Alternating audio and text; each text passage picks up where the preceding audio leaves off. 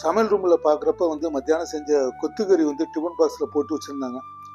சரி ஒரு தோசை ஊற்றலான்னு சொல்லிட்டு இட்லி தோசை மாவு எடுத்துட்டு கூடவே வந்து ஒரு முட்டை, அதாவது ஒரு முட்டை, இட்லி தோசை மாவு, இந்த கொத்துக்கறி வச்சு தான் ஒரு தோசை அப்படி ஊற்ற போகிறேன்.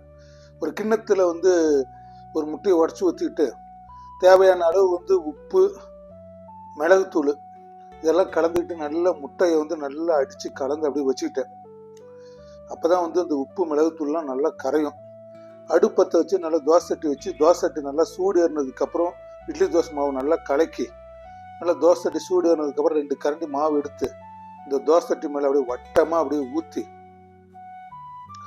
அது மேலே வந்து நம்ம முட்டை அடித்து வச்ச கலக்கி வச்ச முட்டை கலவையை ஊற்றி அப்படியே இந்த ஸ்பூனால் வந்து எல்லா பக்கம் மாவு முழுவதும் வந்து பரவுற மாதிரி ஸ்பூனால் தடவி விட்டுட்டு அதுக்கப்புறம் நம்ம வந்து இந்த கொத்துக்கறியில் வந்து தேவையான அளவு வந்து அந்த முட்டை கலவை மேலே அப்படியே பரப்பி ஒரு தோசை மாவு ஃபுல்லாக அப்படி பரவிட்டு அதுக்கப்புறம் சுற்றிலும் எண்ணெயெல்லாம் விட்டு நல்லா ஓரளவுக்கு நல்லா வெந்ததுக்கப்புறம் இந்த 2 முட்டை வந்து தோசையை திருப்பி போட்டு கொத்தமல்லி தழை தூவி 2 முட்டை மேலே திருப்பி போட்டு வெந்ததுக்கப்புறம் ஒரு தட்டில் போட்டு குட்டிஸ் கொடுத்தேன். நானுமே வந்துங்க சாப்பிட்டு பார்த்தேன்.